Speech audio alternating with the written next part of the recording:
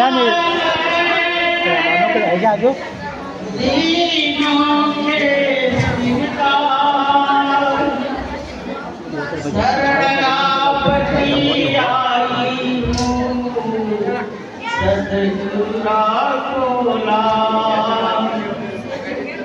सतगुरु महिमा बहुत है,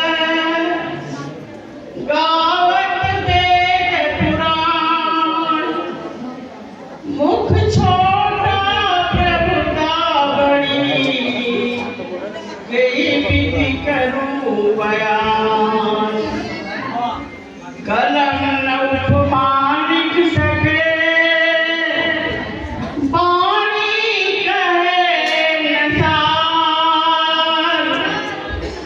सतगुरु सुमिरन सार है, सतगुरु सुमिरन सार है, बिसरत नहीं है।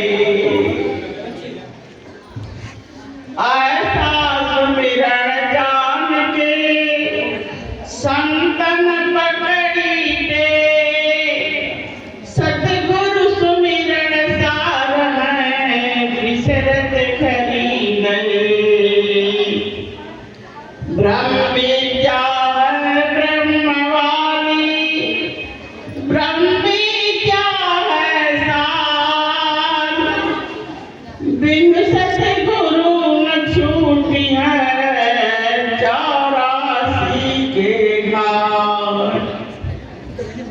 मन तूफान सा है, बन बैठा कंगाल, श्री सतगुरु की शरण में अपनाया संभाल।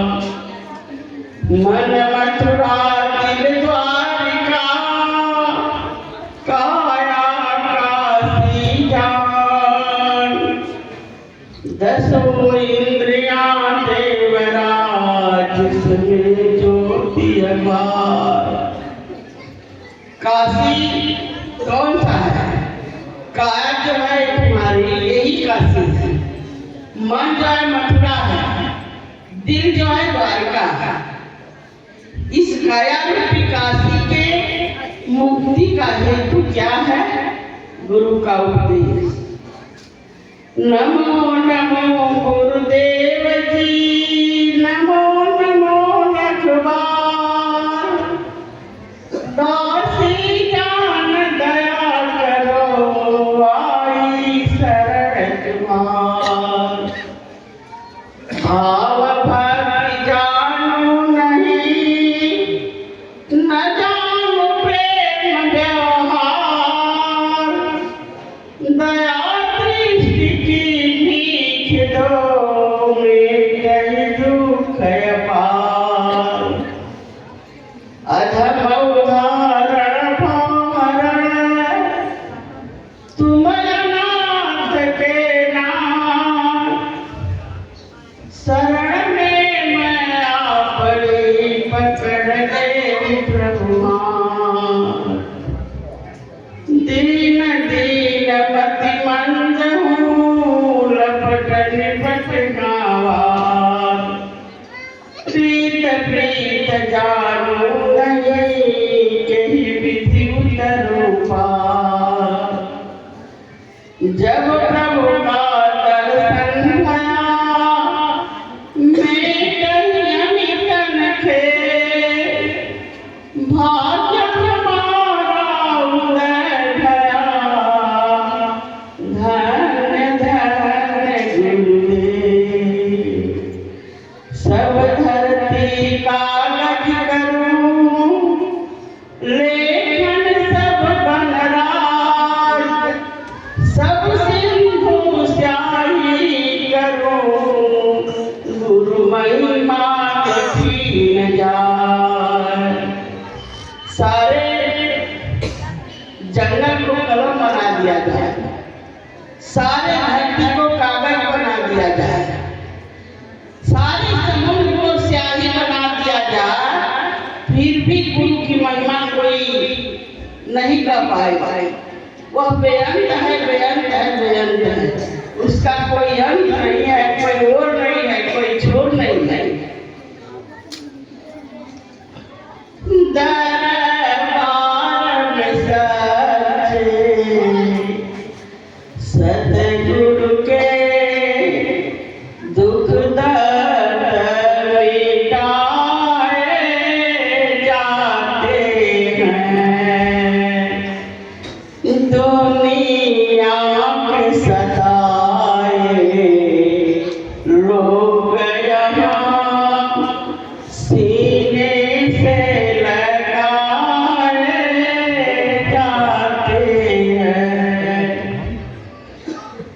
इल्जाम लगाने वालों ने इल्जाम लगाए लाख मगर तेरी सौगात समझ करके हम सर पर उठाए जाते हैं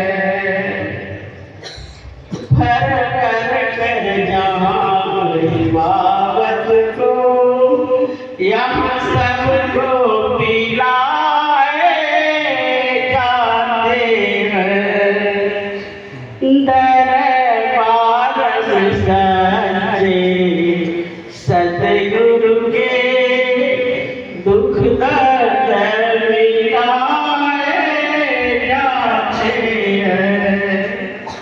इल्जाम लगाने वालों ने संसार में किसी को नहीं छोड़ा, लेकिन हे प्रभु मैं आपका सौगात समझ करके उपहार समझ करके उसे मैं अपने सर पर उठाती हूँ।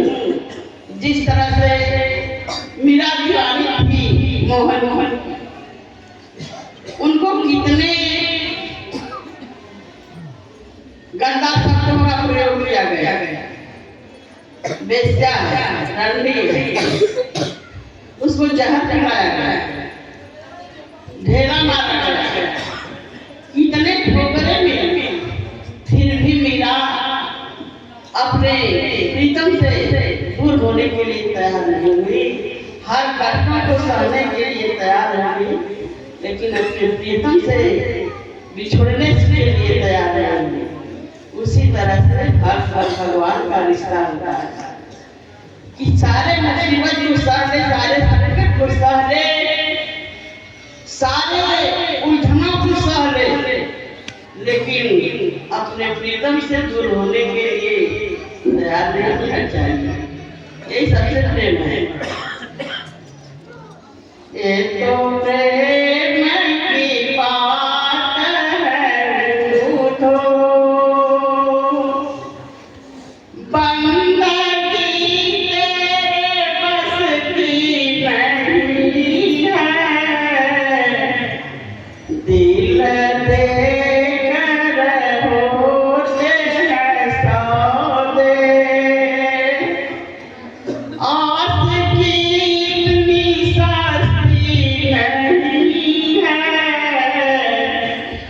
जहाँ दम दम में होती है पूजा, सर झुकाने का फुर्सत नहीं है। ये तो प्रेम की बात है। जहाँ हर सांस में मालिक का स्मरण होता है, दम दम मत में जो है लगा हुआ है, वहाँ से झुकाने की भी फुर्सत नहीं है, वो तो लगा हुआ है। ये तो प्रेम की बात है तो बंदगी तेरे बस की नहीं है, जिनकी नजरों में मोहन समाए वह नजर फिर तरसती नहीं है। ये तो प्रेम की बात है तो बंदगी तेरे बस की नहीं है।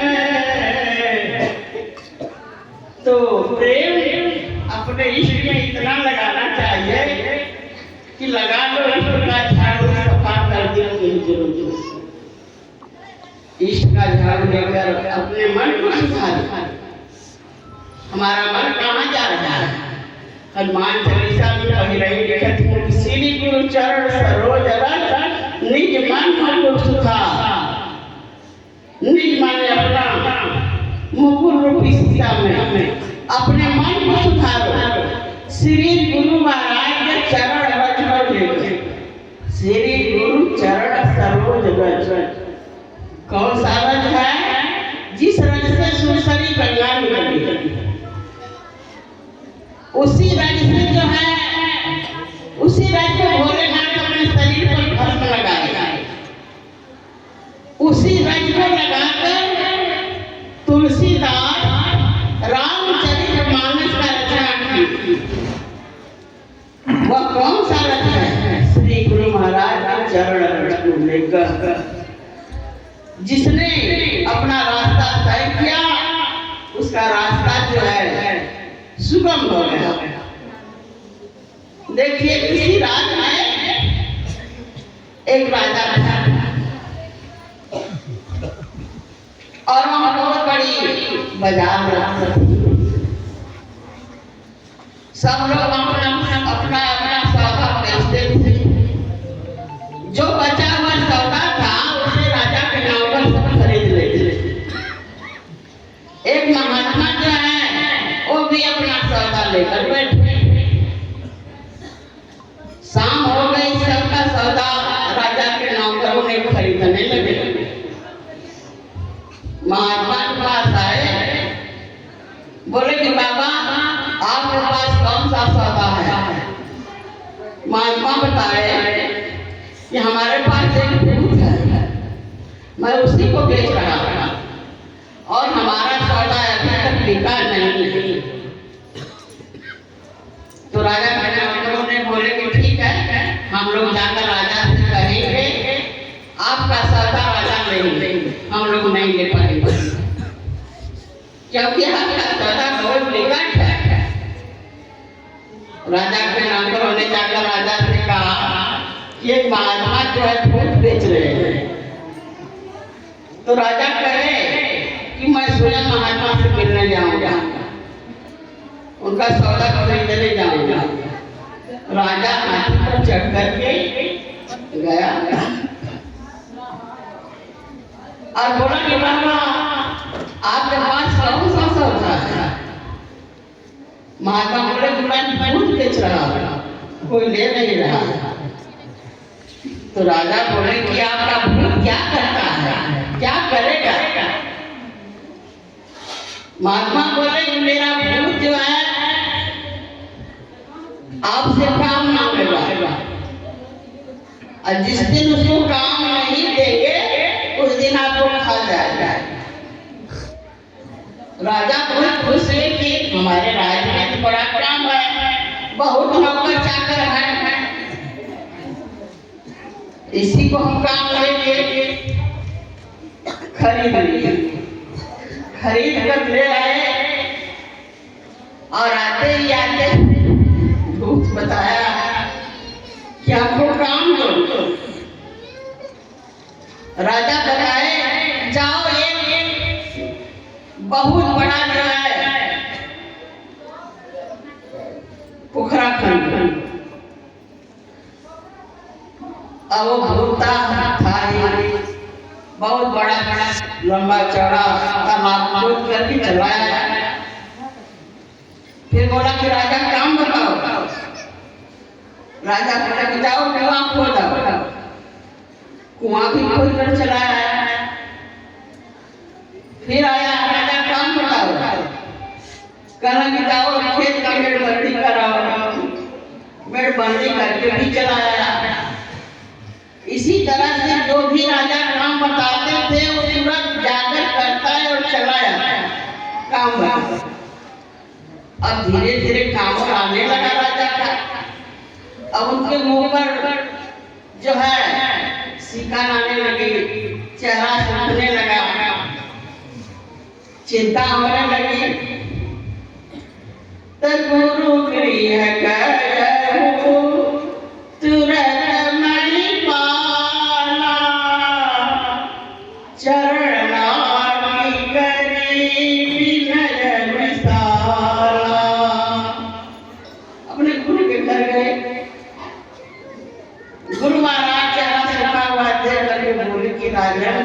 तुम ऐसे क्यों हो? तुम्हारे चेहरे के काल में फीकी पड़ी हुई है, मुंह सूखा हुआ है। राजा बोले कि वो हम एक भूत खरीद कर लाए हैं। वो हर समय मुझसे काम मांगता है।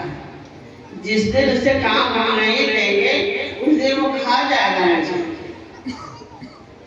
महात्मा बोले क्या तुम्हारे राज्य का काम समाप्त हो गया? हाँ समाप्त हो गया। नहीं, काम कभी समाप्त नहीं होता है। जब काम मांगता है तो बोल दो कि जाओ तरबूज का पेड़ कबाड़ लाओ। जब कबाड़ कर ले आएगा तो उससे बोलना किसे गाड़। जब गाड़ देगा तब फिर काम मांगेगा। तो तुम कहना किसी पर चढ़ो उतरो, चढ़ो उतरो। अब वो गया तरबूज का पेड़ कबाड़ ले आएगा। कौन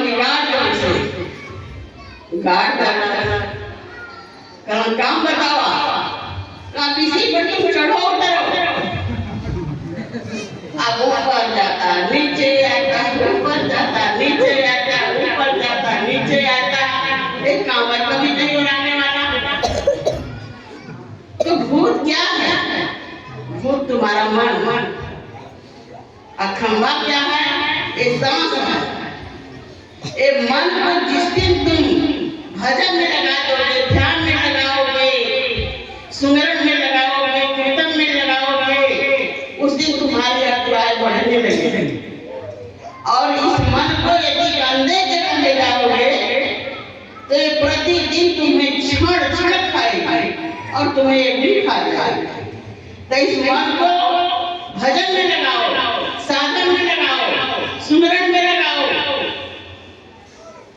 जितना ही भजन करोगे तुम्हारी यात्राएं बढ़ना ही बढ़ेगी। और जितने गंदे जगह ले जाओगे क्षण तुम्हारी आयु बढ़ने लगेगी।